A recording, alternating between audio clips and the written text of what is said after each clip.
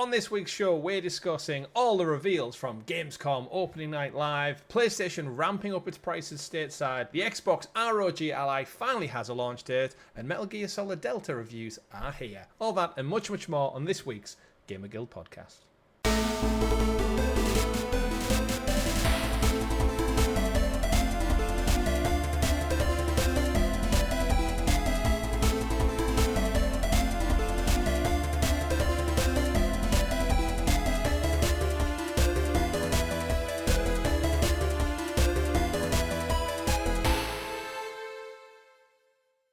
Good game, everyone, and welcome back to your weekly gaming podcast, the GamerGuild Podcast, where we get together and round up all of the week's video game news for your listening or viewing pleasure right here on youtube.com/GamerGuildTV and available up there in the digital clouds on your podcast platform of choice. Just search for the GamerGuild TV or GamerGuild Podcast and you will find us there every Monday, 8 a.m. when this show goes up. Your podcast players for the week are myself, Chris at Arcane Rogue, joined by the man of many pixels, Mr. Richie.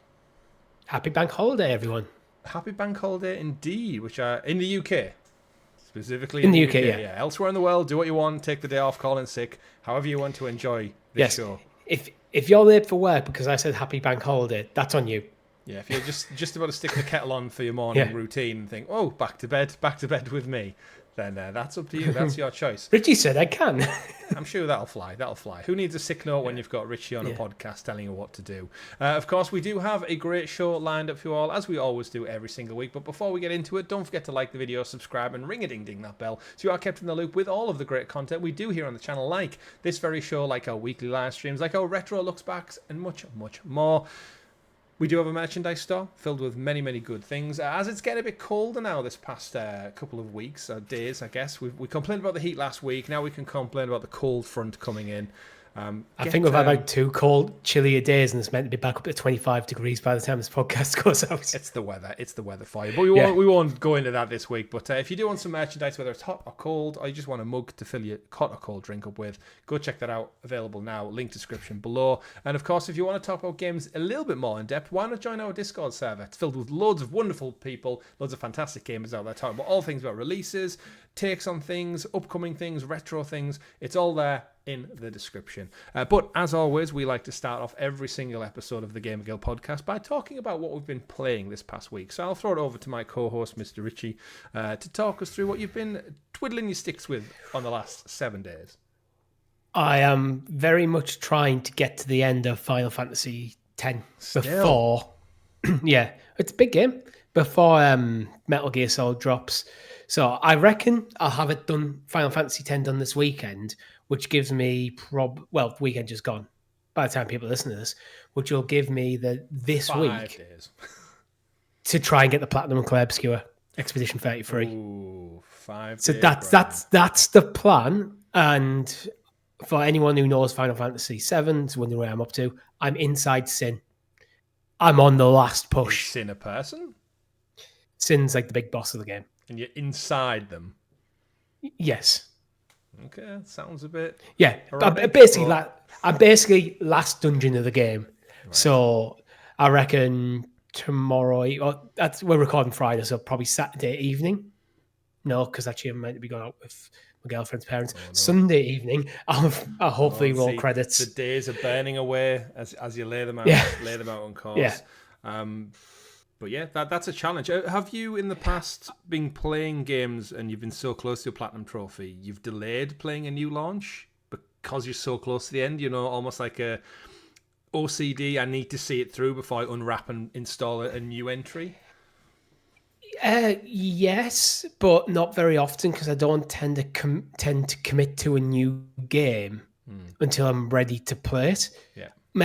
At the moment with Final Fantasy X, is a different situation because I'm basically playing it to kill that time. Right. Okay. But I do want to go back to Expedition 33. It's just one of them. Well. It's just one of them. That bit of time. I'm definitely not getting the platinum at the moment in Final Fantasy X. There's just way too much still to do. You have to fully level up every character, and I'm maybe a fifth of the way through. Right. It's insane, the requirements to platinum that game. And it would literally just be a fuck ton of grinding. So I've made the decision. I've been getting some of the trophies, got all the summons now. I've got all the celestial weapons not fully powered up. People who know the game will understand what I'm talking about. But basically they're like the top end weapons for each character. Nice. So I'm getting there, and a lot of stuff, collectibles. Getting most of them. Some of them are like kind of locked behind really end game bosses, which I did try one, and they one shot my entire party, and they got to go first. So there's literally nothing I could do. Wow. So it's that kind of nowhere near. Not too dissimilar to Expedition 33, especially when you play without Pictos. I think Expedition 33 is kind in terms of having to have your characters up to level 99 compared to Final Fantasy completing the sphere grid. Yeah. But Expedition 33 is very much not kind of things like the Gestrel games, which they suck. Yeah. They just do. Well, remember the tips I told you about, though? You don't need to get certain ones. Tips aside, yeah. And some of the bosses I think are harder because it's not just fully turn-based. There's that live component to it, which means getting your parries and your dodges timed well is important. Final Fantasy X being turn-based, you can actually just, if you have a decent strategy, get through it. Unless you come up against a boss, like, as I said, that wiped my entire party in one shot without me having to go.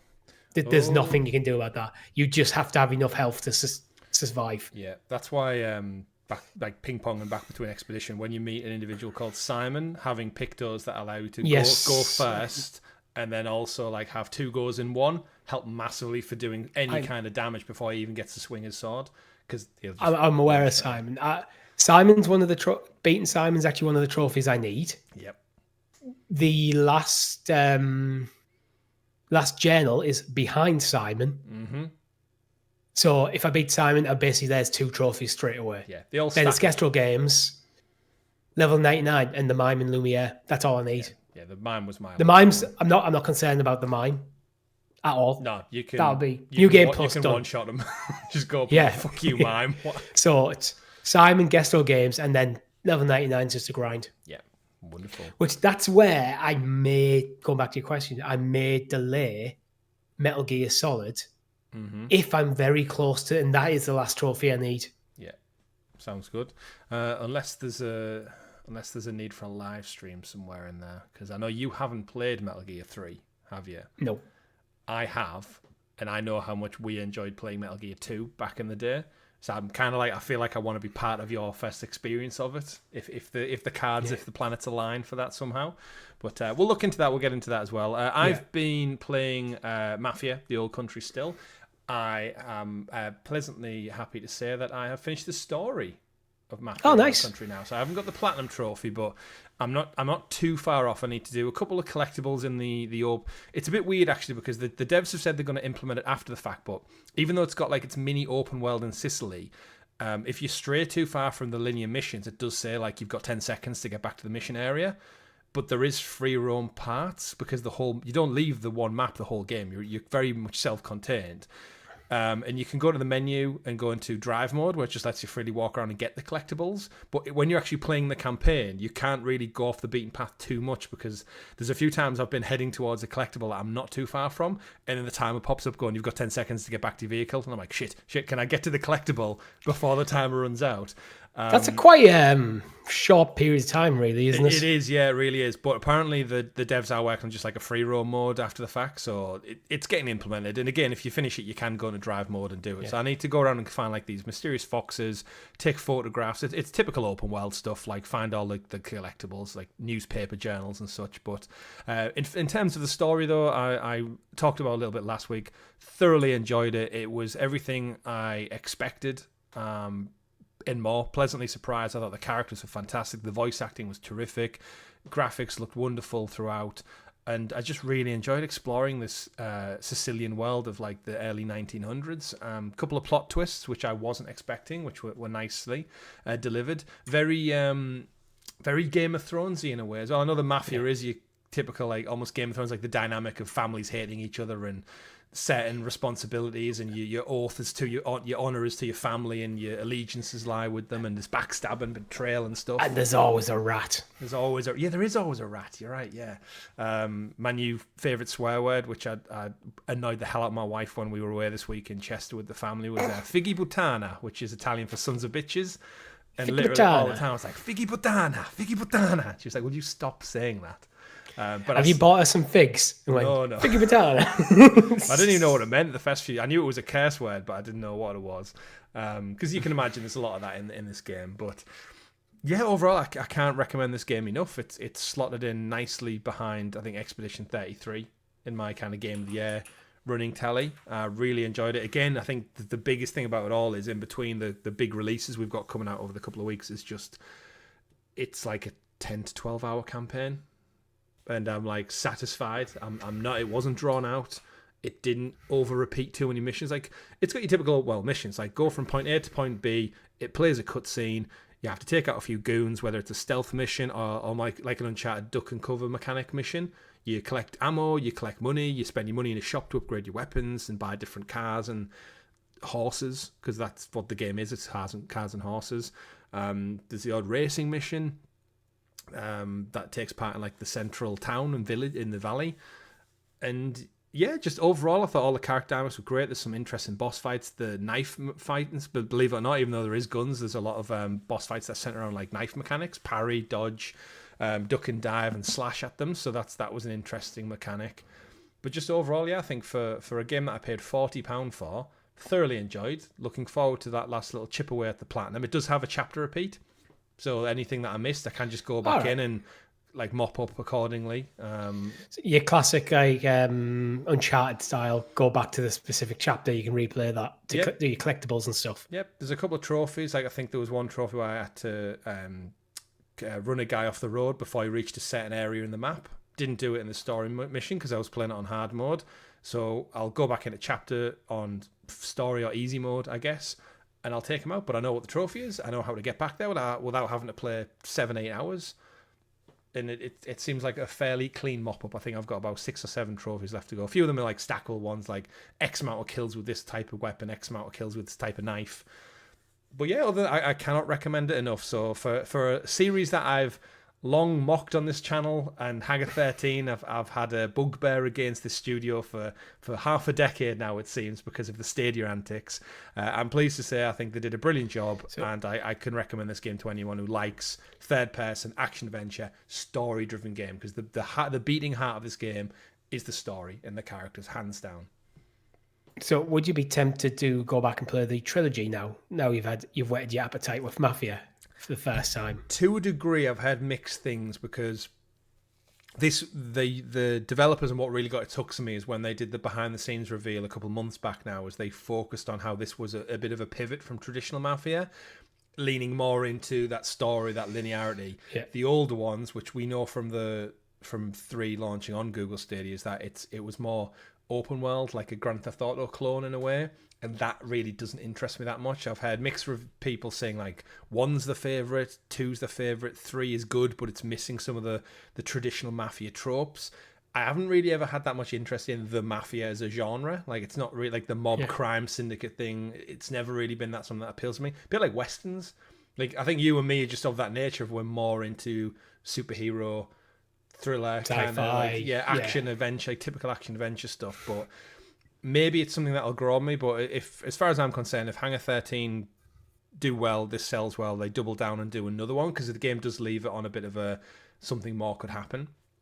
I'd be more than happy to jump into another game that's just exactly like this. Tells a new story in a new area, new cast of characters, same gameplay mechanics. Maybe like ramp up a couple of things and improve, iterate on as you normally would.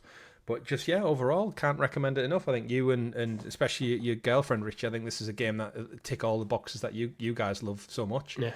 Well, I've just had it in my Amazon wish list as we've been talking, just to keep an eye on the price, because if it drops out a bargain, you never know. Well, I've got it on disc now, so once I've got that platinum trophy, it's yours to borrow as per usual. But so I'll tell him that you recommend it, and she should steal it. She'll pick it up on Thursday, no doubt, when she's babysitting. But in terms of games-wise, obviously we've got a busy show, but a busy week ahead. Couple of releases. For me, Gears of War Reloaded comes out this Wednesday. So that's one on my radar. So I'm glad this is a shorter game with Matthew, so I can get that wrapped up ahead of Wednesday. And then, of course, as you allude to, Metal Gear Delta next Friday, which I'm waiting to get on my birthday. So I'll have to wait a couple of days like a child. I can't have it a launch That's why you're pushing me to do a live stream on it, isn't Yes, because I won't be able to play it on Friday because I'm actually at a family wedding this Thursday, so there's a couple of other things getting in the way.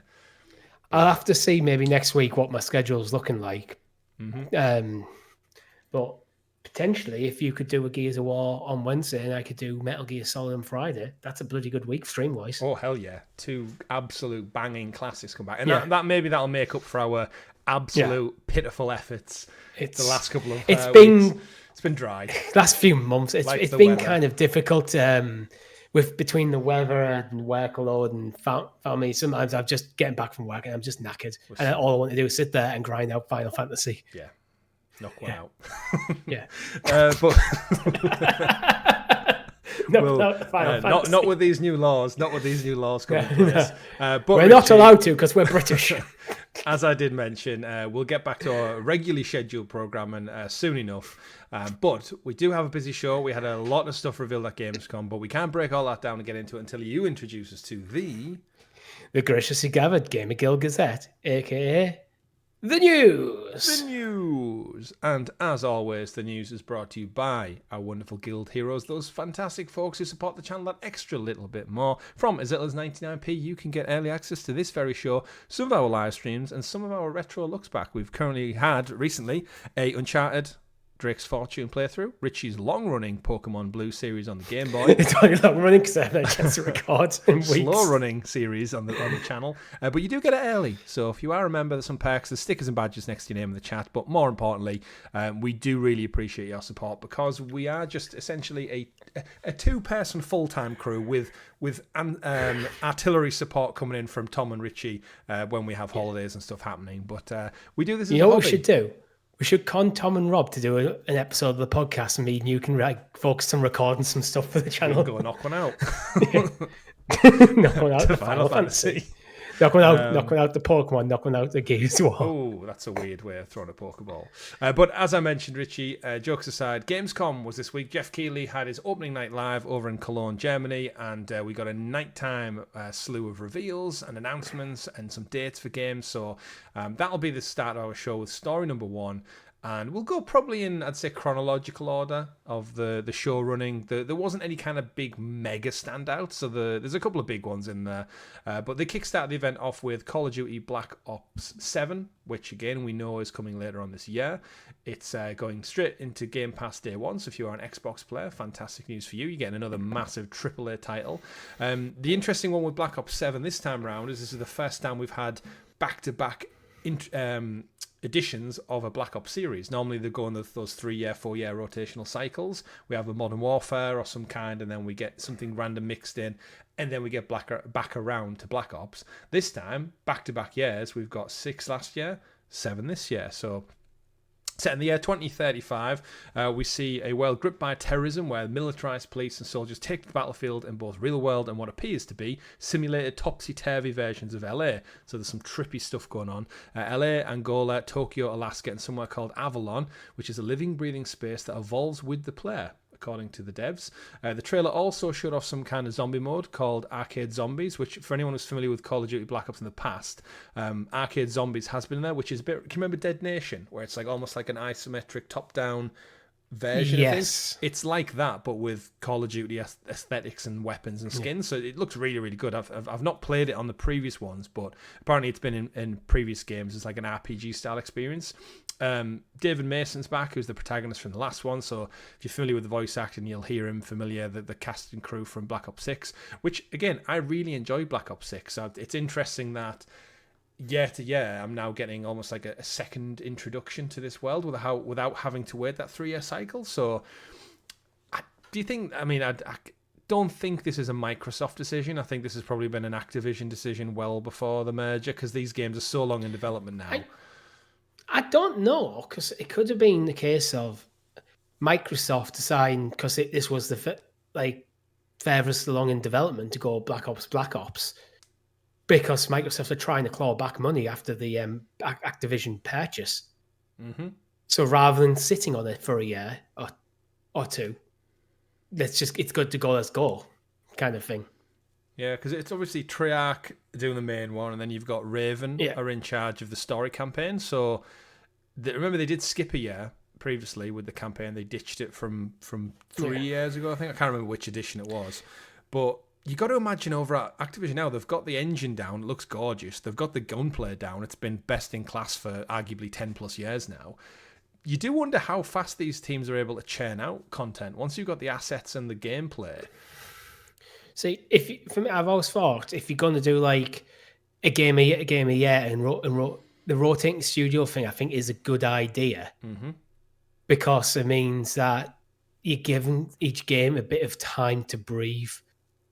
Where I'm not interested. I tried to play Black Ops 6. I could not get into it at all because felt like there was a lot of stuff that I should have knew from the previous games, which I just didn't know. So after like a handful, maybe like 4 or 5 hours of playing, I got the impression of like I drive actually might not have even been 4 or 5 hours, might have been like 3 hours. I got the impression I wanted to go back and play through Black Ops 1, 2, 3, 4, 5, and then try 6. Yeah. So I have basically zero interest in 7 because of that. Mm-hmm. I'm in that weird space with it, where because it is a long running and a continuous story. Yeah. And I'm just not interested in the multiplayer in the slightest. Yeah. I don't blame you for that. I'm very much more interested in seeing how the crowd is divided with how well Battlefield 6 is being received at the moment, and what the competition looks like this year now, because it's big. Do you know what my bet is? Critically, and a lot of like idiots on the internet like ourselves are going to be going, Battlefield is better than Black Ops 7. Sales-wise, 7's going to dwarf it. Oh, yeah. Not even going to be close.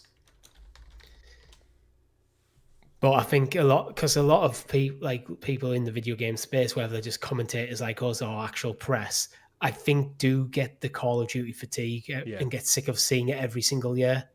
But if you're just a guy who likes to play video games with his friends on 1 or 2 evenings a week, and you play Call of Duty, you don't care. You're actually glad for the next title coming out every year. Yeah, absolutely. Well, they did announce that there's going to be a Call of Duty event taking place at the end of September, which is probably going to reveal like it's the last big virtual push. And the game's going to launch on PlayStation 5, Xbox Series X and S, and PC on November 14th. So not too long to wait now. No Switch version this year, which doesn't surprise me, but obviously they did confirm during the CMA legal back and forth with the Activision Blizzard King buyout that they would commit to bring it to Switch for the next decade. Do we think this is just a logistical issue of it, just the games, the Switch 2 isn't ready yet? Remember, Nintendo were very precious about getting dev kits out. For all we know, Microsoft just, in Activision by proxy, just didn't get enough to really get the waters tested with a version of it. Because obviously the Switch version is going to be the lesser version, but it's interesting to see how this pans out. Like, what year do we genuinely see the first Switch version of Call of Duty? Because that's going to be a big day. Well, I read the commitment is that it needs to go on, every Call of Duty needs to go on Switch. It doesn't necessarily need to be day and date. I think this might be, the priority is get it optimized for Xbox, PC, and PlayStation. Get it out, deal with the bugs, while probably a small subset of the team are working on the Switch version and optimizing that. But I think it's probably a lower priority. Yeah. I think it'll probably happen early next year. Yeah, interesting. There'll be Nintendo. There's usually like a February Nintendo Direct, isn't there? Yeah, it'll be there. That's my guess on this. That'd be a nice boost for it. Or if they can get Warzone over to it, then you've got like a perpetual version of Call of Duty existing. But either way, big announcement kicking off the event with a huge one. That's probably a big part of it. They're probably looking to port Warzone first, get the engine over, and then get individual games after that. Then Warzone brings them in money as well constantly. Not that the other ones don't. But moving on through our Gamescom reveals, we got a next up cinematic for Lords of the Fallen 2, which was a sequel to 2023's title by Hexworks and CI Games. This is the dark fantasy game through and through, where an armored knight character goes toe-to-toe with angelic foes against the backdrop of a crumbling medieval world. This one is set 100 years after the previous entry to give a barrier between the living and the dead. It's basically if you've not seen Lords of the Fallen, Richie, it's like a Dark Souls game for all intents and purposes. But the cool thing with this one is the guy has a lamp where he basically carries souls from the dead. So you're fighting essentially demons in some kind of limbo. So far, sounds like you're describing Dark Souls. I mean, it pretty much is. I know, like Dark Souls is bonfires you rest at and you pick up your souls, but just you can see the tropes all over it. Oh yeah, absolutely. It's even got a similar aesthetic. I think when I was watching this along, I think I could tell it was Lords of the Fallen before I even got to the actual main reveal. It's one of those titles that I think just quietly does well. It ticks over. It gives people that Dark Souls feed. Of course, they had Lords of the Fallen, or the Lords of the Fallen, and then they had the reboot called Lords of the Fallen. So they did like one of those like tactical reboots. And in a world where Souls-like games have done phenomenally well, I think this is definitely one of the prettier ones out of them from what I've seen. The gameplay looked fun. It's back to what you and me say on the show time and time again, that I just don't have time or patience in my life to die 100 times every time I fight a boss. Yeah, same. And for our PC listeners, there is a Steam sale on for the original Lords of the Fallen, which you can get the game for $14.99. But it does end the 25th of August, so depending what time that ends, you might have missed it. If you remember, you'll learn about it much, much earlier. But it's nice to see it happen. I'm always happy to see, like, I guess, not AAA, because I would class this as like a AA game for all intents and purposes. I mean, the polish is there. I'd say it's a AAA game in terms of the presentation, but maybe not in terms of the mind share and the marketing.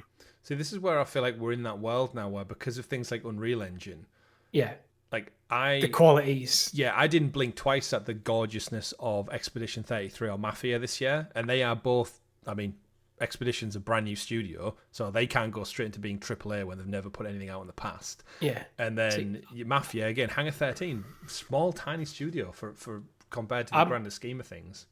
I'm watching like a gameplay trailer on Steam for the original Lords of the Fallen, and I don't think it's visually much of a step down from like a Dark Souls or an Elden Ring. Yeah, I agree.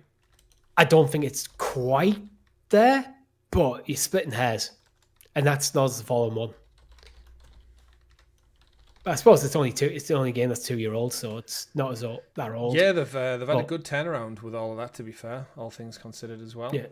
Next up, though, Richie, as part of the Gamescom reveal, we got Lego Batman Legacy of the Dark Knight, which was arguably one of the bigger reveals of the evening. We had a gentleman come on stage from the dev team as well, say that the Legacy of the Dark Knight covers Batman's whole career, from the origins to his legend.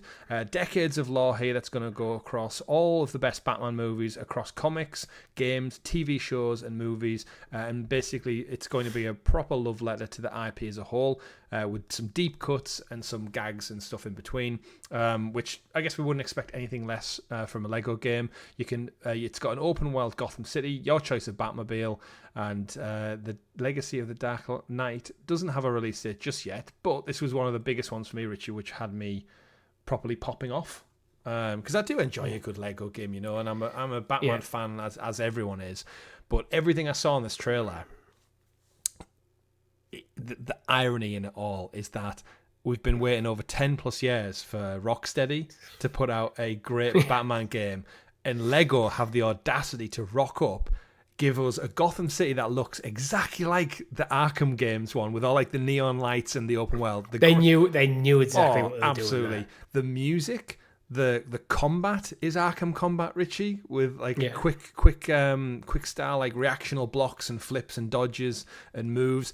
It even shows you a brief moment when he uses the bat gel to squirt on the wall to blow the wall through. So not only does he have the Arkham games like scanning mode, combat, gadgets, open world, it's got the humour that Lego brings, and the fact that it's panning across. This is basically the Lego Skywalker Saga collection of Batman. It covers all movies. We see the various Batmobiles in there. We see clips from the Robert Pattinson Batman's in there. There's the Nolan Batmans. It seems like what they've tried to do is kind of take all the different Batman IP out there, because there's various different iterations of Batman that don't sync together, and go, how do we turn all of this into one cohesive story, but make it Lego? Make it Lego. Now, my wonder is this going to be a true Lego game where you have to actually build stuff, or is it going to be more like Lego Horizon Adventures? Yeah, the devs did address that. It's more on the Horizon side, where it's in a Lego world with, there are going to be more building elements, but it did say that the roster of who you play as, it's not going to be like 40 characters. You're going to be able to play as like Batman, Jim Gordon, Catwoman I think was one, and a slew of other people, but you're not going to be able to play as like 40, 50 different people, and you're going to rotate them around. So it does seem like it is a more focused story. And is that just what Lego games are now, do you think, going forward? They've stripped back the number of characters, they've changed up the formula, or is it just specific to this game? I think it's just specific to the IP. I think, like, does it really merit a reason why you would be playing as a Bane henchman because you happen to have the skin made of Lego? Yeah. Is there any reason for a small character to crawl through a hole just to pull a lever when, if you think about as a game developer, you should be doing something a bit more creative than rinse and repeat, which I think the Lego games fell foul of quite a lot. Yeah, well, actually, I think Lego Horizon Ventures fell short on some of the more collectathon-y stuff. Yeah. Like, getting like True Believer on every level, getting all the red bricks, all that kind of stuff that just basically wasn't there. Yeah, I absolutely agree. So it's... But I was super excited for this one. And then to top that all off, Richie, they had the one and only Matt Berry voicing Bane, and as soon as I heard him in the trailer going, "I was born in the darkness," but it wasn't. So Tom Hardy. Was actually. It's confirmed as Matt Berry now. So I was sat there thinking, I genuinely forgot to double check if it was him. I was like, that sounds like Matt Berry doing a Tom Hardy Bane impression. Yeah.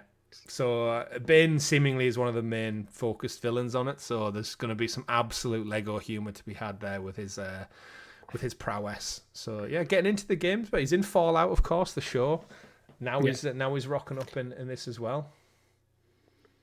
If you were to fly on your nose, it's like a black dot appeared on your nose out of nowhere. It's just a bit of black. I don't know what's happening. It's been attacked by the Dark Knight of bugs. But yes, this one for me popped off. Again, I enjoyed the Lego Skywalker saga, but at the same time I was equally disappointed, so I'm hoping they've learned a little bit from the mistakes. But people have been talking about TT Games having a few problems behind the scenes and the direction which they take in the studio, but I think this looks great. I think this could be a big win. And again, there's always a hunger for Batman games, right? The kids love it, adults love it. It's got an 8-year legacy at this point. I'm pretty sure Batman goes public domain some point in the next 15 years.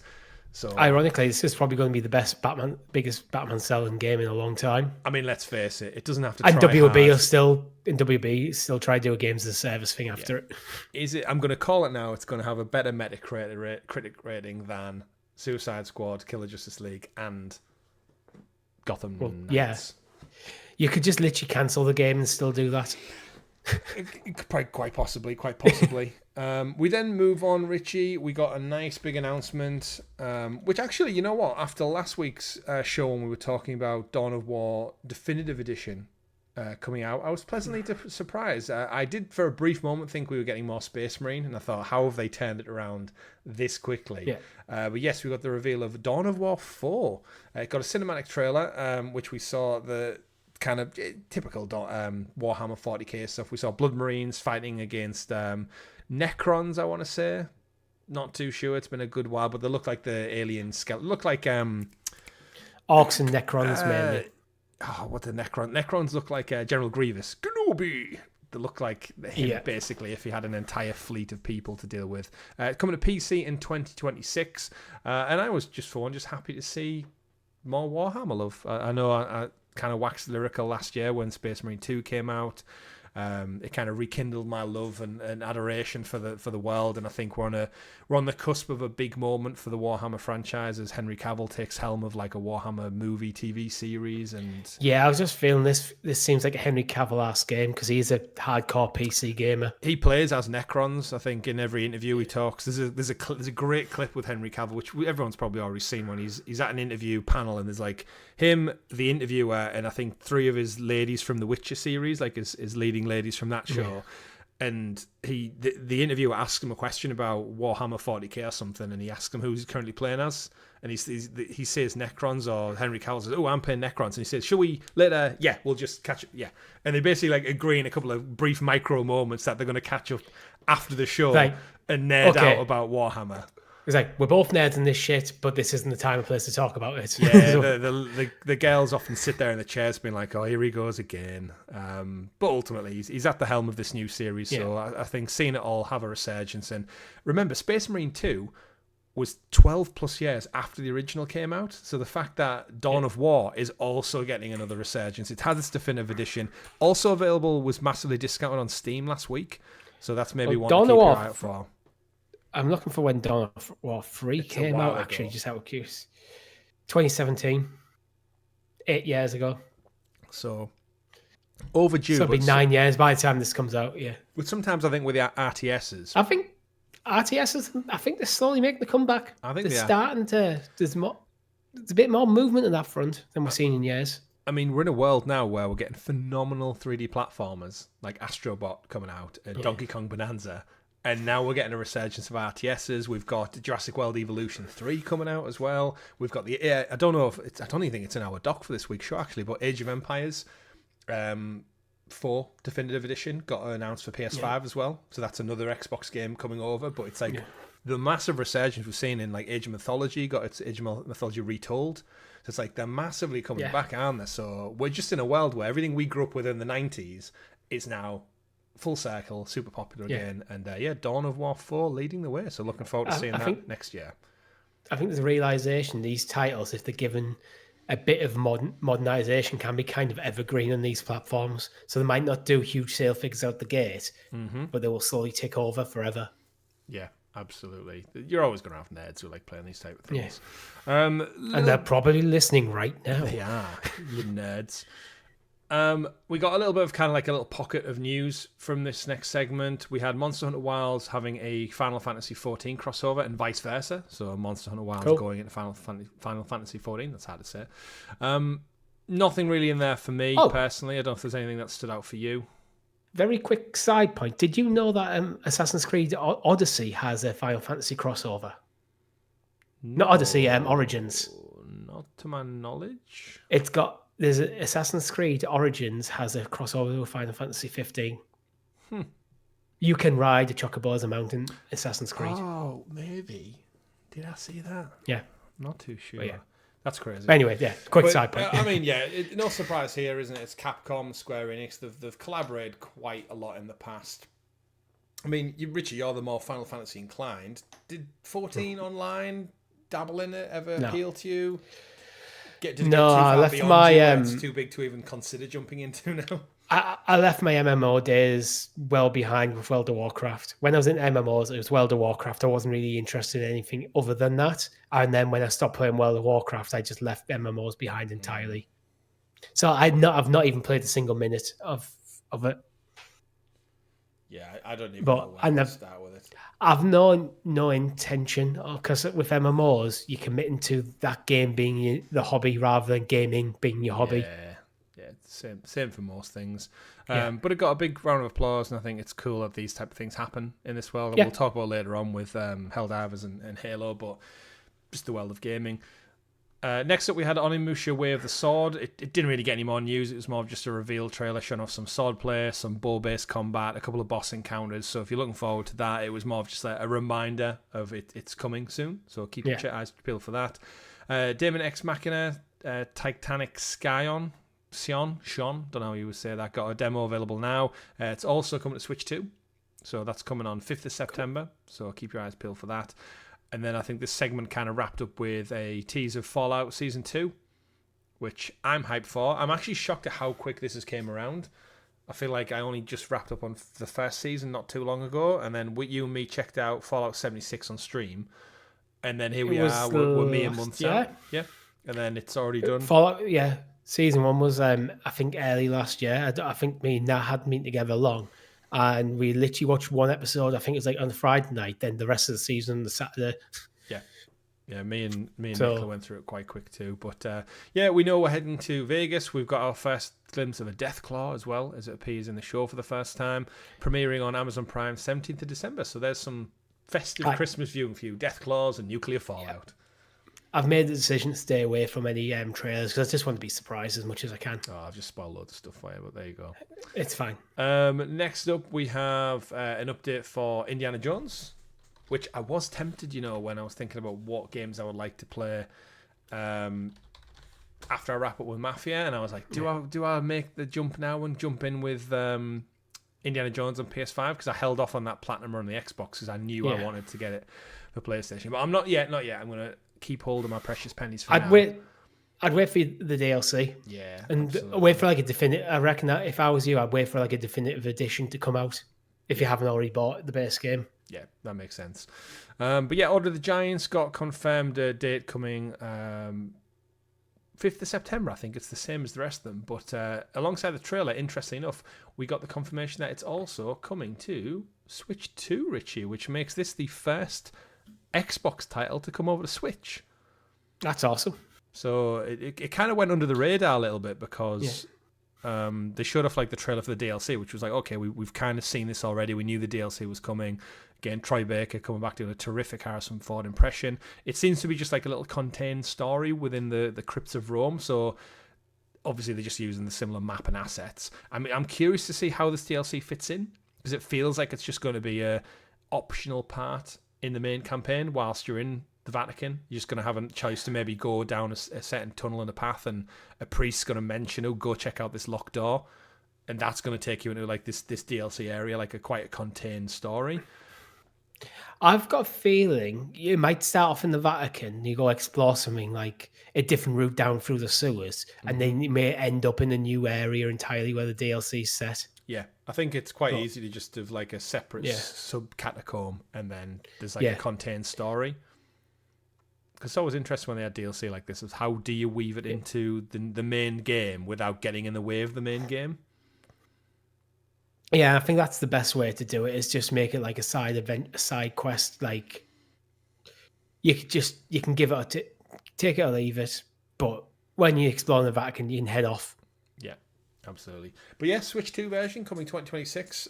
We obviously have had Xbox style games on Switch before. We got Ori and the Blind Forest and Will of the Wisps, but that was always a second party deal with Xbox. It wasn't. Moon Studios aren't owned by Xbox. Whereas now these ones are. So again, it's an interesting push from Microsoft. I think we've alluded to before. Is this the start of the dam-breaking Switch side, where we've discussed already in this show that we're going to see Call of Duty at some point? Yes. Do we expect to see things like Forza Horizon maybe? Yeah, I think that would be a top seller on Switch. I think now the Switch is out in the wild, I think Xbox and their teams will be slowly getting like any engines over, getting familiar with the Switch hardware, and I think you'll see probably a steady trickle of titles. Yeah, it's just money on the table, right, for Microsoft at that point. Like, you've got a Game of the Year winning award-winning game in Indiana Jones. Switch has sold how many units already? Something like 20+ million, I think, of Switch 2. Something like that. It can run it better than ever before. So if you're Xbox or PlayStation for that matter, I know we'll talk about it later on, but like Helldivers has got to go to Switch as the next logical jump as well. I think as well, a lot of the Xbox 360 and Xbox One generation, I could see slowly coming over as to fill up the library of Xbox games. Indeed, I agree. Yeah. We got Deadpool VR. Got an update for that. We got an update for John Carpenter's Toxic Commando, which does look quite fun actually, coming in early 2026. But some of these games like out there, we got multiple advertisements for World of Tanks, which seemingly was the sponsor for the show. They had about 2 or 3 trailers, I think, scattered throughout of just tanks blowing shit up. And then we got Death by Scrolling, which I think was the indie premiere jump out one for me. This is an RPG roguelike, which sees you struggling through purgatory to stay one step ahead of the Grim Reaper, where there's 5 playable characters with their unique perks, but the gameplay looks kind of like Vampire Survivors meets Enter the Gungeon, with a little bit of classic Zelda sprinkled in, Richie. It feels like the map's constantly scrolling. It doesn't stop. It doesn't stop, so you have to just keep moving. Yeah. That's its unique hook. So it's got that lovely, like, kind of 16-bit top-down art style.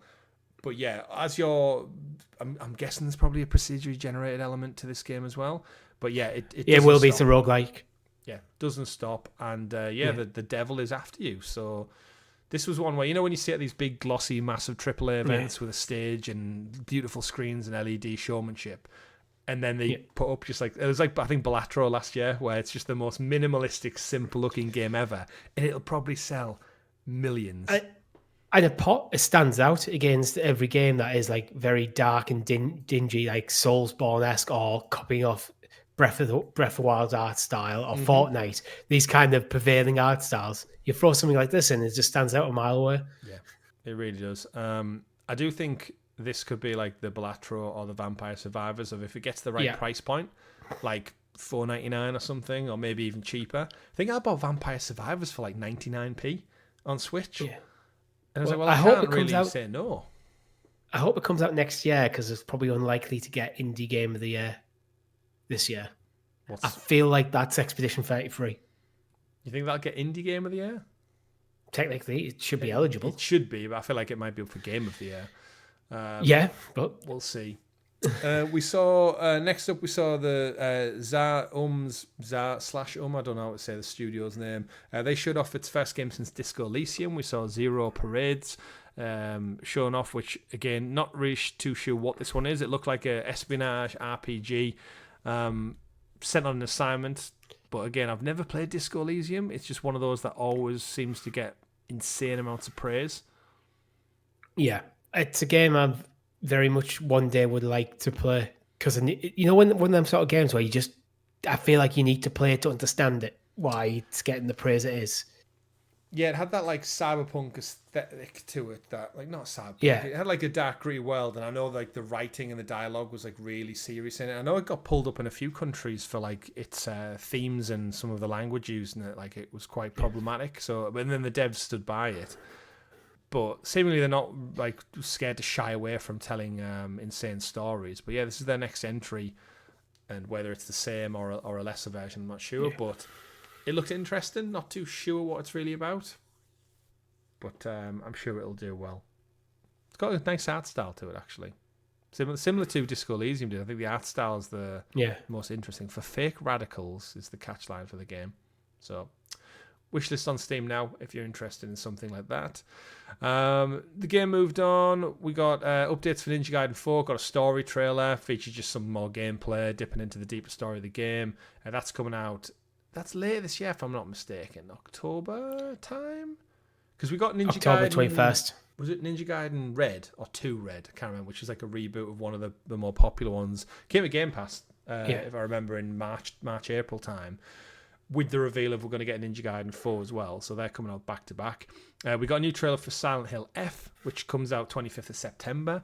In a world where we're going to talk about Resident Evil quite a lot, Richie, what do you think Silent Hill F's doing out there? Because I think it's a bit more subdued. I think Silent Hill 2 Remake did really, really well.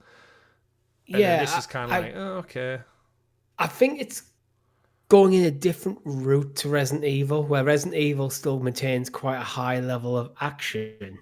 It's very much leaning into the Japanese style, like horror movies, and making it almost quite cerebral, quite tense, and not making it always about massive monsters chasing you. Mm-hmm. So I think it does stand. It's a different game to Resident Evil, from what I'm gathering. The more I see like trailers of it. Yeah, it's definitely part of Resident Evil, kind of looking to Silent Hill. It's a survival horror, looking to branch out, and I think it's one of those where if they get an interesting premise and they've leaning heavily into the Japanese, I think there's a lot of monsters and mythology there, which we've seen through like Ghost of Tsushima and Assassin's Creed Shadows recently, of like there's some spooky shit in there to lean into. Ghostwire Tokyo leaned into it quite a lot as well, of like that supernatural entities, the Oni, what are they called? The big giant creatures. And there's some creepy shit in this trailer as well. I feel like this is one of them games where if they get it right, we could be looking at a 9 or 10 out of 10 game. Mm-hmm. But if they get it wrong, it could be a 6. Yeah.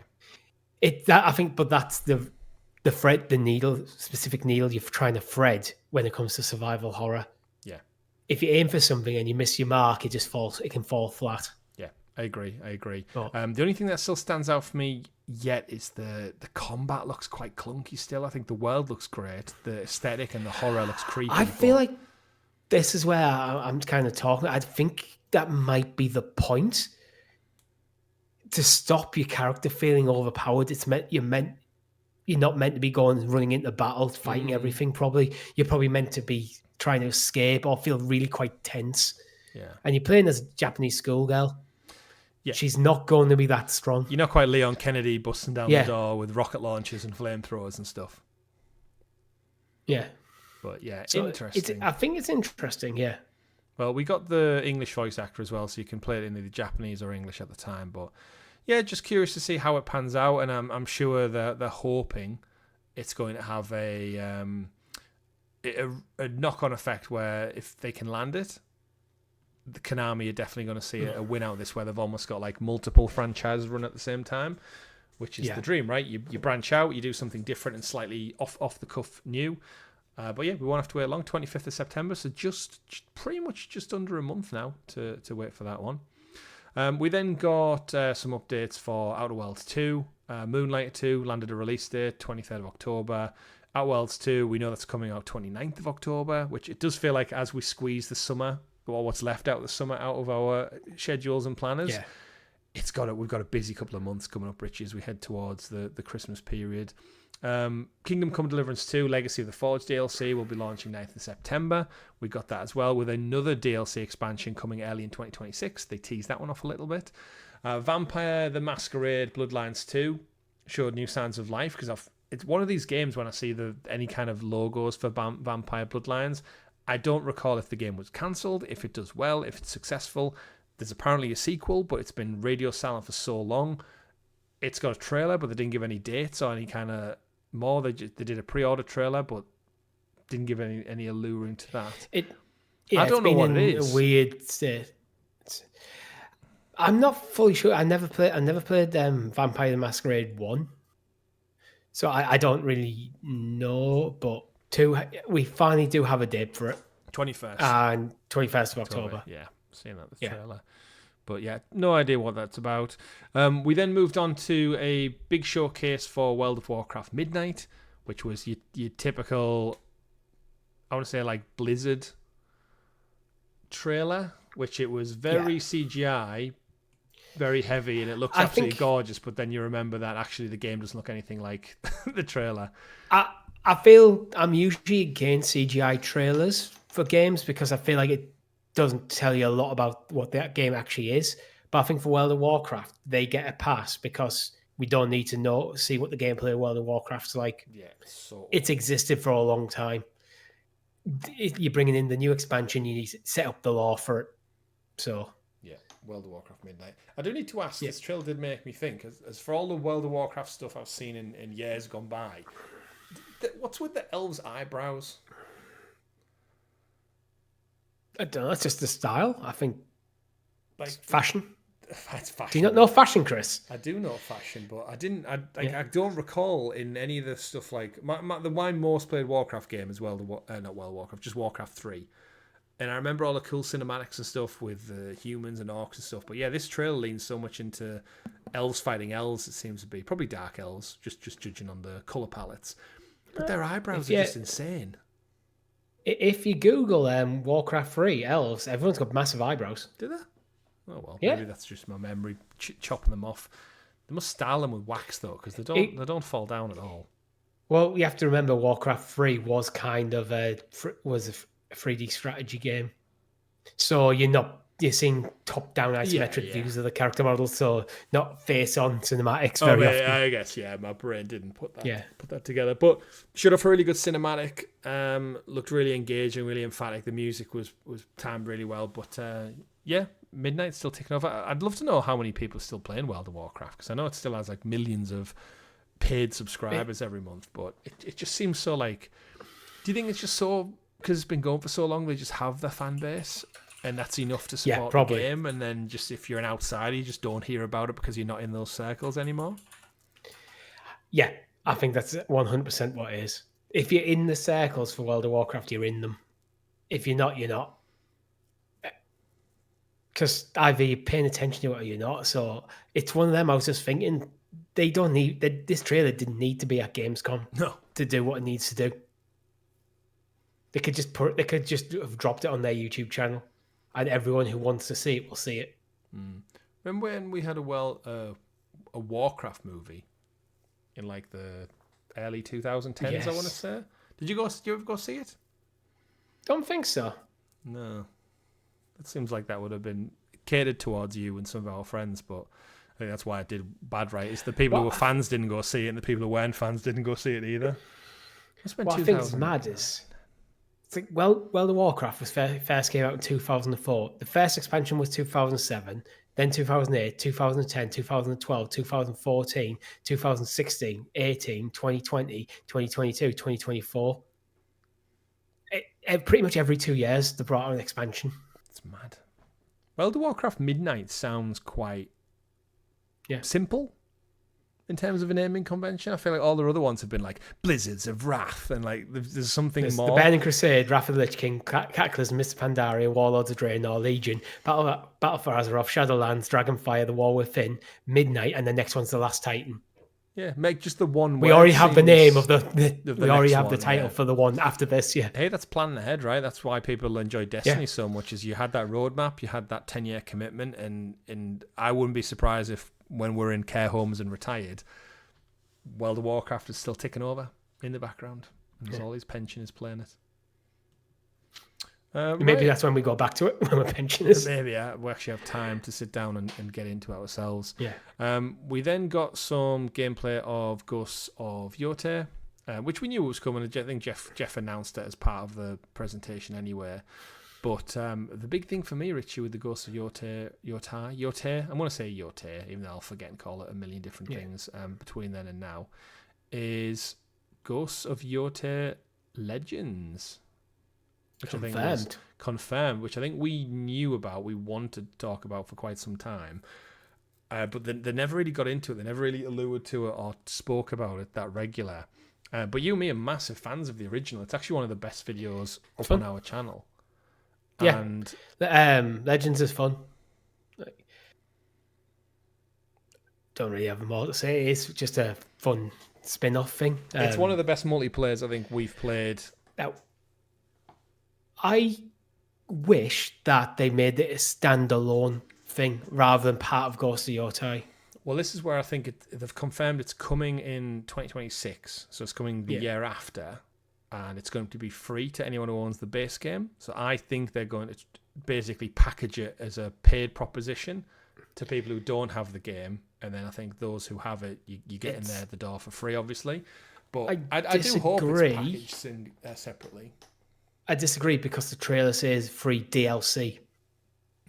So it is downloadable content for Ghost of Yotei. And as I understand it, that means you have to have the base game. Where I feel like Ghost of Yotei Legends will do well on its own. Yeah, it would do. Because, the gameplay is super fun. The mission structure is really, really fantastic. And the combat of Ghost of Tsushima and by proxy Ghost of Yotei is so fun. So frenetic, fast, interesting with the different stance modes. Yeah, I'm just really looking forward to seeing how they lean into it a bit more, take all the lessons learned from the first one. But if PlayStation are looking for a games as a service live money making machine, I don't see how they could get much better than a tried and tested method in Legends. Yeah, What does it say on the trailer? Just to go back a second. It does say at the end, Ghost of Yotei base game required, sold separately, available via patch update, internet connection account required, PlayStation Plus subscription sold separately, required for online play, subject to recurring fees until cancellation. Yeah, just the usual stuff then, so nothing. I thought there might be some granular detail in the trailer that would have allured to what we need to know. But looked great. Can't wait for it. And not long now, actually, either, for Ghost of Yotei. And then as we get into the kind of final furlongs, the last two big announcements for Gamescom 2025 was Resident Evil Requiem, which we knew was going to be here for some time. Jeff said about it, spoke about it already, got people on the stage to kind of talk about it, but we met our new character, little Miss Ashcroft, and seemingly a daughter in this kind of like mum and daughter scenario. Some guy breaks in the house, and the biggest thing I've taken away, Richie, this past week, lots of influencers and kind of game journalists got hands-on at Gamescom with this, so they've all played basically like the demo teas, which I think the general public probably will get before the launch in February. I think we mentioned it last week. I actually think one of my predictions was going to be the demo was going to drop live there and then. It didn't. I was wrong, but in terms of what all these journals and influencers have got hands on, they said it's fantastic. You can play in third person or first person as expected. But the biggest takeaway was the light dynamics in this one. So apparently even in the demo, there's lots of light switches. So as you're exploring around this seemingly apartment complex that you're in, or a hotel, the light is the creature or the character that's after you doesn't like the light. So the kind of fear dynamic is you switching on the light switches as you navigate your way around these halls is what keeps it at bay. So you've almost got this like push and pull between finding the next spot of light, a bit like Alan Wake, and the next point. But yeah, I thought the trailer showed off some really interesting characters. The RE engine, again, looks phenomenal in practice. And I'm here for it. As someone who started playing Resident Evil with Biohazard and then into Village, kind of doing things the wrong way around. Still waiting for that number 1 re-release. The trailer looked good, and I think February's a nice quiet time of the year.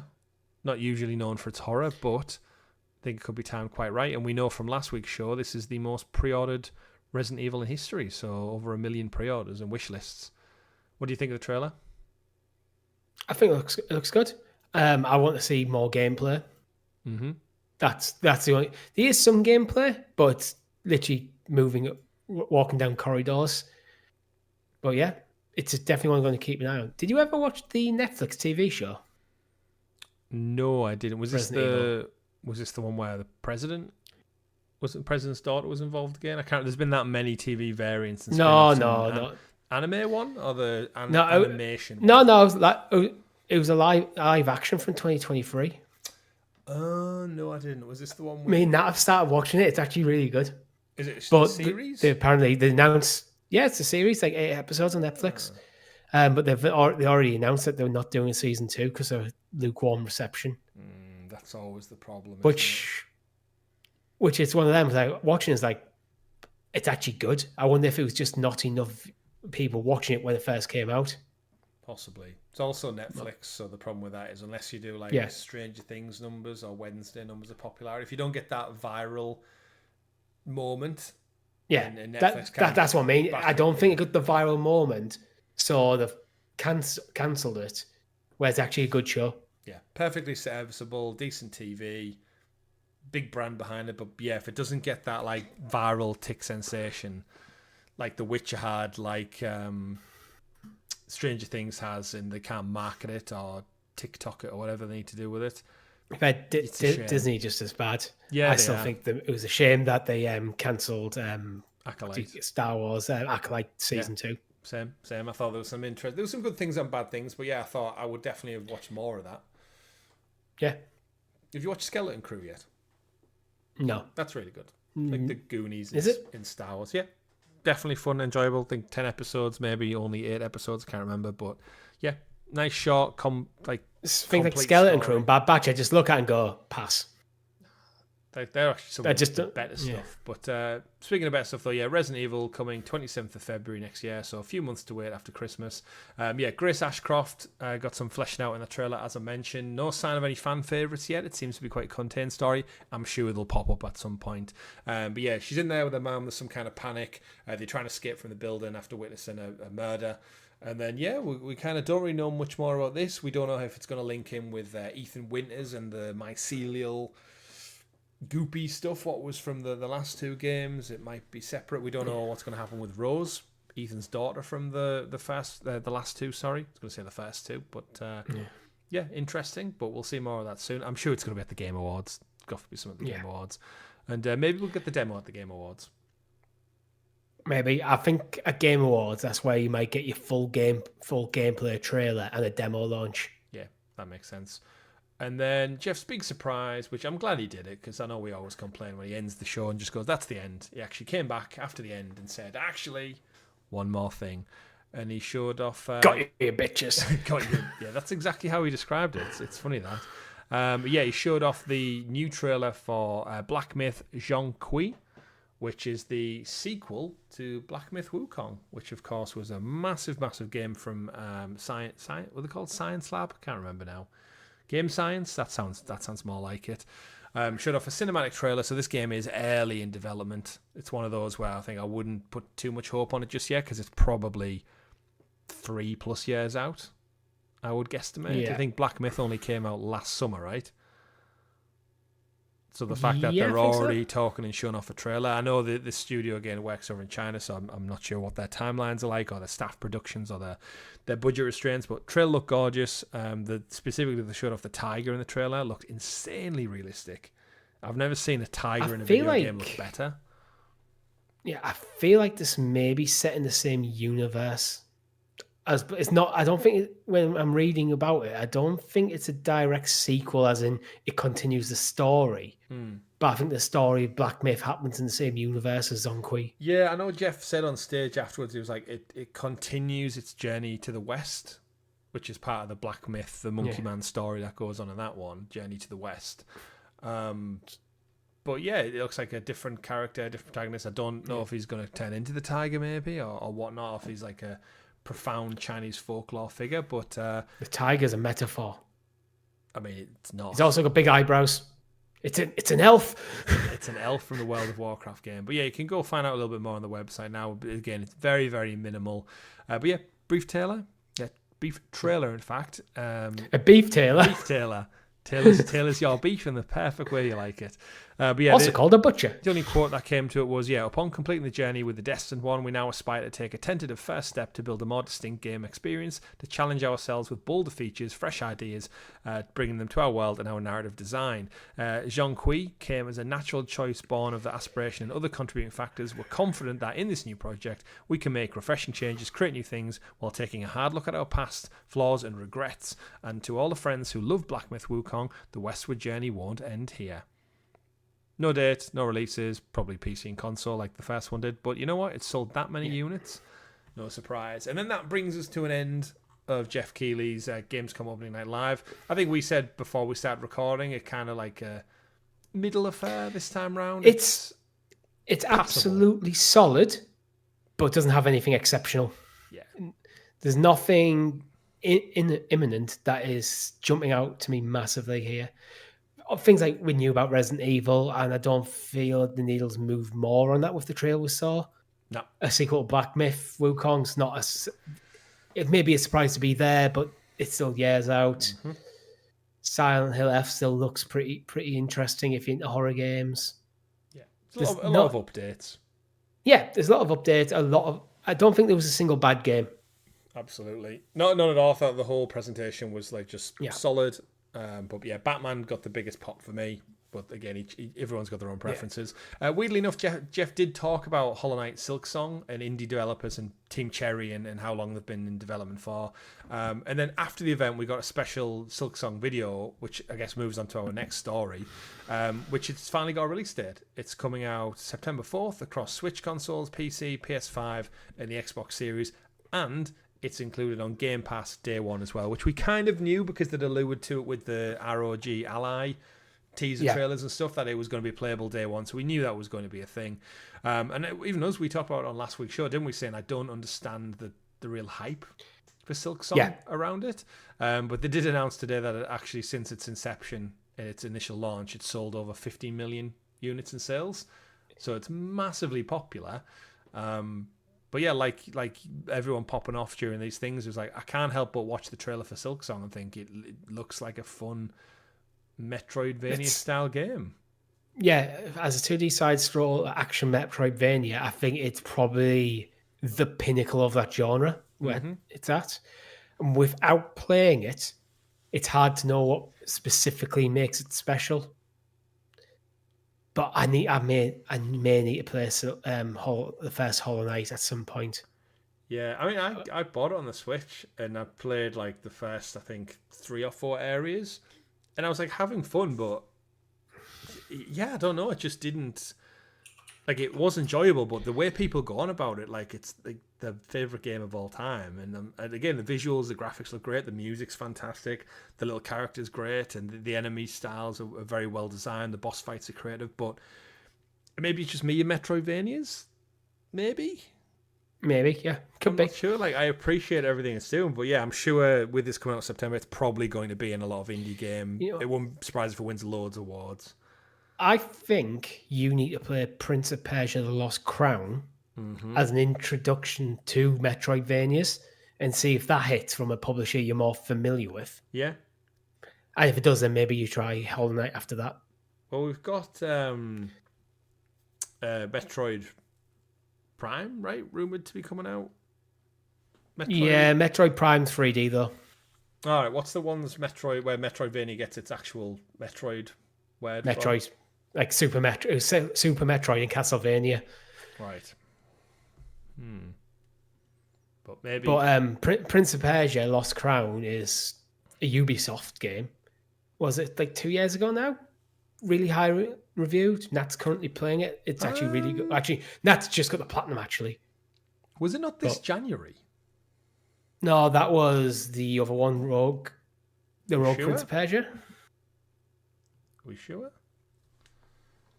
Prince of Persia: The Lost Crown. 2024, Prince of Persia: The Lost Crown, because there's 2 of them. 24. And Lost Crown was the one that reviewed better, came out first. Well, we've actually got a story later on regarding the Rogue Prince of Persia. Yeah. Because did it release and then get taken back off stores? I can't remember. I think we criticised Ubisoft for that one. I mean, we can pivot into that story now. The Rogue Prince of Persia is out now on Game Pass and PlayStation Plus, with a Switch 2 version coming later this year. So yes, it's finally launched. Oh, it was in early access, so it hadn't even came out until today or yesterday, a few days ago. Okay. Yeah, so the game is coming to Switch 2 later this year, but no confirmed date. To celebrate the 1.0 release, Ubisoft has released a new trailer, combined the lovely 2D animation, plenty of gameplay. In case you weren't aware, yeah, this is the developers who did Dead Cells, and then they were randomly given the Prince of Persia IP by Ubisoft to make a phenomenal 2D platformer. Early access was reviewed quite well, but I think, again, we'd alluded to is like Ubisoft just tripping over their own feet yet again. Brought it out early access not long after The Lost Crown last year, and we all just thought, like, why would you release this at a similar time when people are playing the other game? And then I think they brought out the other one.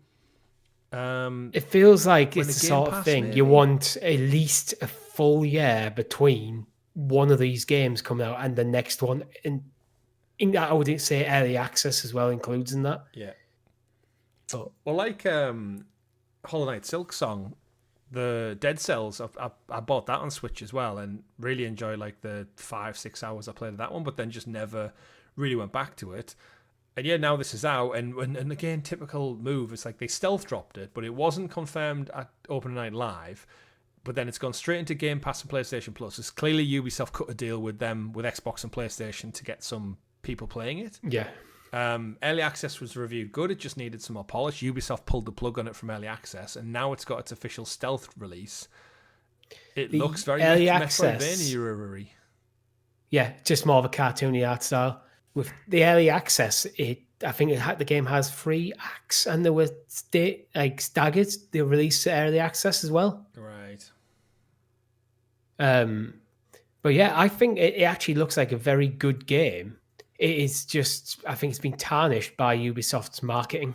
Yeah, there's also that problem that it had last year is looking at this side by side with something that came out more recently. The Lost Crown visually appeals to me more. Yeah. Like the art style on the Rogue Prince of Persia looks great, but it looks like I've played this type of game before, whereas the Lost Crown looked distinctly different, and we know that reviewed very, very well. It got a lot of early people's Game of the Year frontrunners.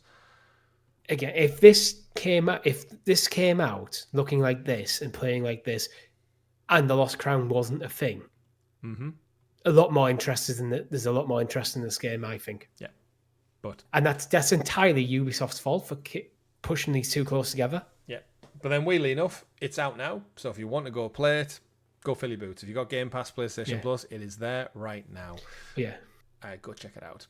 Right, Richie, let's get over to some non-Gamescom related news in the middle of all this. Metal Gear Solid Delta, as we alluded to at the start of the show, comes out when this show goes live, just 5 days' time on the 29th of August. It's clearly expected to do well from Konami because the reviews from Influence and stuff have started dropping today, and we're recording on Friday the 22nd, so a week early. And you know a game's going to do well when they're confident enough to get it out a week early. We got some more trailer content dropped this week, but it's currently sitting with an 86 on Metacritic. Would you like to pull some of the positive reviews? See what we got? Yeah. Because we're both going to play. We both pre-ordered it with two of the people. Yeah, we both pre-ordered it with, Well, I have to wait till my birthday. But looking for one from a Game 8, right? Metal Gear Solid Delta, Snake Eater joins the ranks of the select few that exemplify how a remake should be done. It captures the essence of what made the original game a critically acclaimed experience while updating its decades-old mechanics and visuals to modern standards.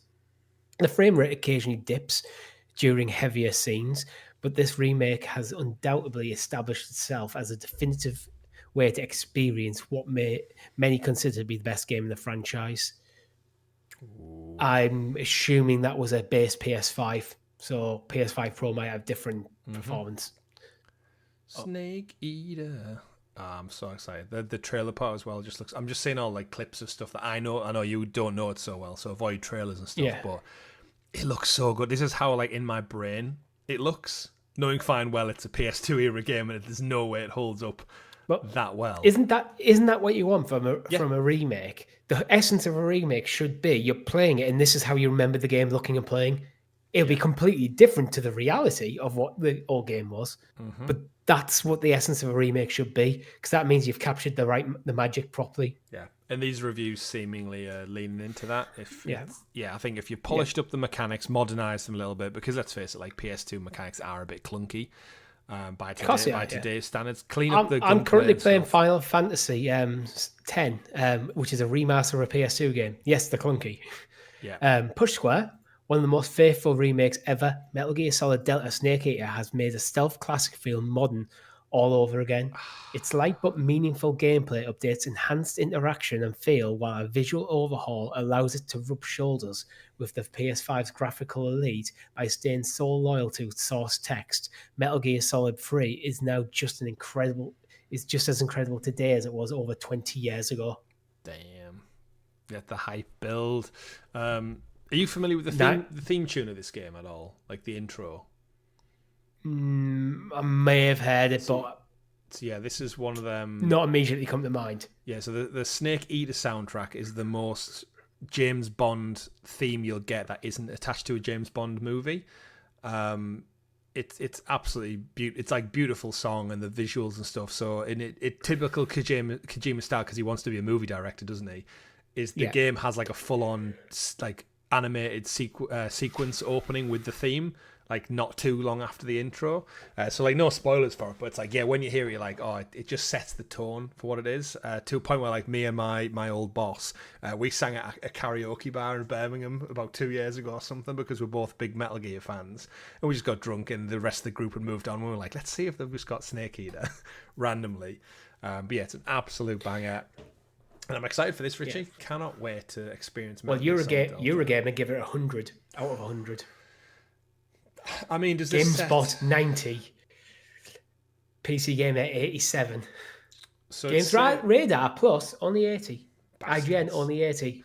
Do we think then this sets a precedence for, if it sells well, Konami will just go do the the Resident Evil, route of we'll get this, then we'll probably get 1, because chronologically that's how it happens, then 2, then 4, then we'll probably... I bloody well hope so. In 15 years' time, we're back at Phantom Pain, and Kojima's been, moved on for 20 plus years at that point. Yeah. And let bygones be bygones, and Kojima might even be retired at that point. Death Stranding 5's been out, been and gone. And we can all just play these games happily. I hope so. I think for Konami, it's a safer bet in remaking the games to modern standards than trying to write the next Metal Gear game. Without Kojima. Yes. Absolutely. And the longer that Kojima's gone and the more he's doing his own stuff, the less the internet will care when you finally do go for that Metal Gear 6. Yeah. You're just going to have a bunch of 50-year-olds who care. Yeah. But not us. But the next generation who don't know Kojima as the Metal Gear Solid guy and have played Delta and have played a remake of 1 and 2 and 3, suddenly the next game in the series is looking very enticing to them. Mm-hmm. But I kind of hope they do it, because Metal Gear is awesome. Yeah. Metal Gear awesome. Next up, Richie, as part of back to Gamescom, I guess in a way, we got some hardware news. Xbox did finally reveal and had hands-on at the event with Asus and Microsoft engineers. The ROG Ally and the Ally X finally available. They're coming October 16th, and of course that's after Silksong, so we'll be able to be playable day 1 at release as promised. They went into kind of talk about the features and stuff. We're not going to get into the details of it. You can check it out on the website. It does say pre-orders are up now, but I couldn't find the price on any of the website links that I followed. It just took me to like Amazon and Curry's and Smith's Toy Store, but the links actually just took me to a random list of ROG Asus products, not the actual Ally itself. So I'm still not sure what it was, but October 16th is the date, so we got to be seeing it soon, right? Yeah, the closest I can find really is the non-Xbox branded ROG Ally on Amazon is £529 and the X is $949. Mm-hmm. That's the best I can do. And spec-wise, at a quick glance, are basically the same as the Xbox equivalents. Yeah. So that's where I'd be expecting them to fall into. But yeah, basically, they need to get the prices out on these.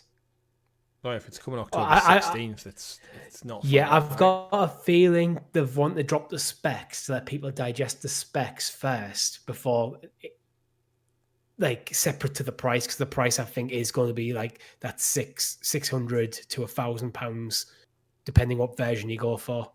Yeah, I feel like if I was to get one, I'd definitely lean towards the Ally X now. I think if you're going to get one, you might as well go all out and get one.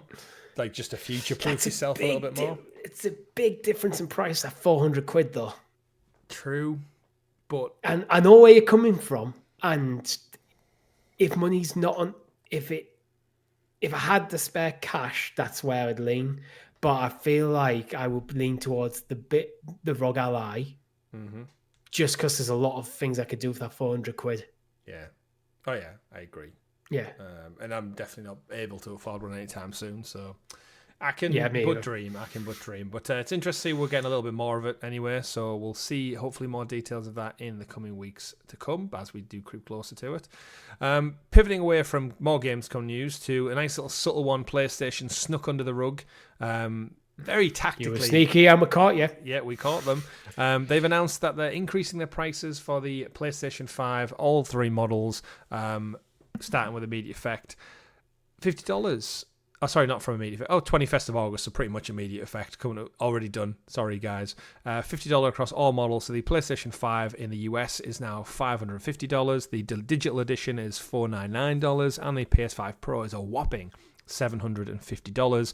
PlayStation 5 accessories are unchanged. But of course, yeah, we've already seen price rises in other markets. The UK got its own back in April this year. Australia and New Zealand got theirs as well. They'd have to pay more for their PlayStation 5 Sony hardware. And I guess the US has finally caught up, right, Richie? In amongst all these Donald Trump tariffs and changes and inflation and the shit show that is the world right now. It just feels like PlayStation tried to not have to make this decision, but unfortunately have to. Yeah, it's one of them where the US is their biggest market, right? Yeah, well, arguably, to protect their profit margin, let's put that in context here. They didn't have to put this 50 quid on. They could have absorbed the cost, but their shareholders would have kicked off. And seemingly everyone else is doing it. So it's just going with the flow, right? So the US has finally caught up with the rest of the world, and it goes back to that point. Sorry? Is this the first generation of consoles where there's been a mid-generation price hike on the current hardware? Absolutely. I can remember Xbox did it. They put theirs up, I think, was the Series X up $100 a couple months back as well. It goes back to that point. If you are interested in buying a console, your best bet is to get one sooner. If you day one, it seems to be the smart bet nowadays, because the price is likely to go up. But there you run the risk of the game's not coming, but backwards compatibility solves that problem. Yeah. My Switch 2, I paid $429, came with Donkey Kong Bonanza. Do you think come Christmas that bundle is still going to be didn't come with Donkey Kong, came with Mario Kart World, get that right. $429, which, you know what, talking about a PS5 Pro, which costs $750 there, $429 doesn't seem too bad for what I got in that box. Do you think come Christmas that bundle is still going to be $429? Or it's going to be $450 at least? I think $429. You still think Nintendo going to lock in? I think Nintendo are the ones who probably most impervious to this sort of stuff. I think they'll lock in their price and be very stubborn about not changing it. Remember, everyone was pissed off with them that they announced $399, $400 initially, and then everyone's bought millions and millions of them, so they're clearly not that pissed off. But because it's significantly more expensive than the Switch 1. Yeah. But $429 with Mario Kart, they've locked that in. I don't think they'll want to risk changing it. Next Christmas 2026, might be a different matter. This Christmas, I think you're safe. Yeah. What a crazy world we live in, right? Going up by money. But buy it, get it in. And then the last few quick stories as we round out the show for this week. Very Gamescom-centric heavy, but lots of games, so why not talk about them? Square Enix former Switch exclusive Triangle Strategy game is available and out now on PS5 and Xbox. I think that's a nice one. Did you play Triangle Strategy, or was it just Octopath? No, I played the demo. That you played? I played the demo, but I was mainly Octopath 1 and 2 I've played. Never actually rolled credits on 2, actually. And now I'm interested in Octopath 0. And Dragon Quest. That looks good as well. Dragon Quest 3 remake. Dragon Quest 1 and 2 remakes. See, I can't help but look at I need more time. This terribly named game, because it is from the Octopath people, isn't it? Not sure if it's the same studio, but it is in the same engine. Yeah, I think that's why visually it just looks almost one for one the same. It could be tied to it, problem. It's Square. Yeah. What specific part of Square, I don't know. But, it looks great. It was a Switch exclusive. Fill your boots if you're into that kind of thing. Again, it's one of them where, similar to Sea of Stars, I look at it, I'm like, God, it looks so gorgeous. I definitely think I would enjoy it. I just don't have the... What does Octopath take? 70, 80 hours? Yeah. It's a big game. I don't have that in my life right now. But it looks great. I think that 2.5D art style that they've gone for this in Octopath, it's beautiful. It's its own type of beauty from the kind of... If you wanted to borrow Octopath, I've got 1 and 2 on Switch. As a card? Yes. The name's so bad. Triangle Strategy, man. Yeah. What a name and convention. But it's out now. Philly Boots. And again, it's nice to see more of these Japanese releases coming to Xbox. I think we understate that sometimes. That they said they were going to make an effort to bring more. And they've certainly done that over the last couple of months. And aside from Gamescom, we also got the exclusive Kirby Air Riders release date and a 45-minute Kirby Air Riders Direct, which went deep onto the gameplay, which is, of course, the follow-up to the Kirby Air Ride game that came back on the GameCube back in 2003. Didn't even know this was a thing. It has a bit of a cult following in the years since from the GameCube day. This one is being developed by Bandai Namco. So it's a developer company called Sora. The 45-minute Sora direct. is the company that's owned by Masahiro Sakurai, the guy who created Smash Bros. And that's why he explicitly popped up. And Kirby. He created Kirby. So. And he popped up saying it's not going to be a Mario Kart clone, because from everything I've seen from Kirby Air Riders, it just looks like a kart racer. Yeah, I think it's somewhere between. It's raised the line between kart racer and puzzle platformer in places. That's a weird combination. It is. But I've never played a Kirby Air Ride game, so I don't know for certain. One of the games that I definitely think I'd enjoy was it Kirby in the Lost Kingdom or something? The one that came out last year. It was like The Last of Us meets Kirby. Yeah. And it had these like beautifully realized post-apocalyptic worlds, and you run around as Kirby and absorb cars and trees and everything else. Yeah, I never played that, but it looked cool. Kirby's one of them characters. He's so... I know you say Sakurai created him. He's just a pink circle. Yeah, but he was created for the Game Boy, I think. If I'm getting my Nintendo knowledge correct there. So you got limited hardware. How do you make a character that stands out quite well on the Game Boy?